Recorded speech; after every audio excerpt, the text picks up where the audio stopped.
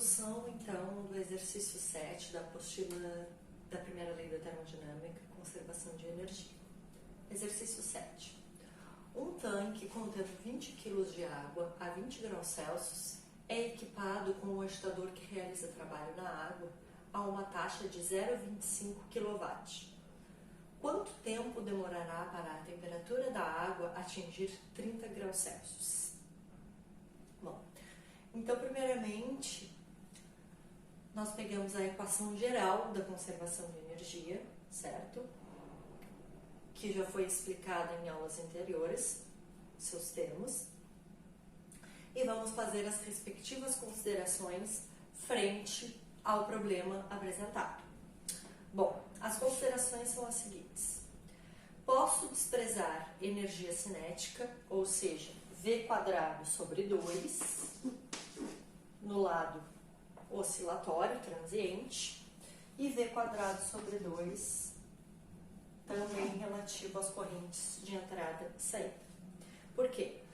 Posso desprezar a energia cinética porque não há nenhum dado, tá, de velocidade ou diferença de diâmetro que ocorra uma variação da energia cinética. Ela existe? Existe. Mas a variação térmica, neste caso, está sendo muito maior, muito mais importante. Desprezar a energia potencial, tá? A energia potencial também aqui pode ser desprezada tanto na parte transiente como no termo em relação às correntes de entrada e saída. Por que pode se desprezar a energia potencial? Porque não há nenhuma informação que o tanque está a alguma altura do solo ou alguma corrente do tanque está a tantos metros de altura, certo? Então, por isso, a energia potencial pode ser desprezada. Além disso, processo adiabático, certo? Não há nenhuma informação sobre troca de calor com ou da vizinhança para o tanque, certo? Então, que ponto, taxa de calor, pode também ser desprezada. Além disso, há de se considerar que nós estamos no regime transiente. Por quê? Porque a pergunta do problema está realmente relacionada ao tempo. Então, o termo que sobrou relativo ao transiente du/dt, ou seja, a variação da energia interna com o tempo, e o termo dv/dt é importante até então, certo? Bom, sistema fechado, ou seja, não há correntes nem de entrada nem de saída, tá? Então, essa parcela aqui que refere-se à troca de energia, tá, de entrada e saída de correntes é zerada, onde K maiúsculo é o número de correntes. O nosso sistema é apenas um tanque, não existe corrente de entrada nem de saída. Então, todo este termo aqui é desprezado, certo? Além disso, tá? Então, sobrou o du/dt, certo? A potência, tá? Que é fornecido 0,25 kW, e o termo P dv/dt. Eu vou falar um pouco desse termo P dv/dt. A água a 20 graus Celsius, tá? E condição de pressão atmosférica, ou seja, 101,3 kPa, ela encontra-se no estado de líquido comprimido, tá? Ou seja, pode ser considerado um fluido incompressível, tá? Isso quer dizer o quê? Que a variação do volume frente à variação de temperatura pode ser zero, pode ser desprezado. O volume a 20 graus Celsius é aproximadamente igual ao volume a 30 graus Celsius, neste caso, que é um fluido incompressível, certo? Então, o termo PDV, ele é desprezado por este motivo. Não por eu estar no regime transiente, ele é importante, porque eu estou no regime transiente, então dv/dt é importante, mas pela característica da fase da minha substância, certo? Então, é importante verificar sempre a fase que a substância encontra. A água, nós sabemos que a 20 graus Celsius e a pressão atmosférica, ela encontra-se no estado de líquido comprimido. Se é uma substância desconhecida, certo? Não se sabe a fase, há de se procurar suas tabelas de saturação para determinar a sua respectiva fase nas condições de temperatura e pressão, certo?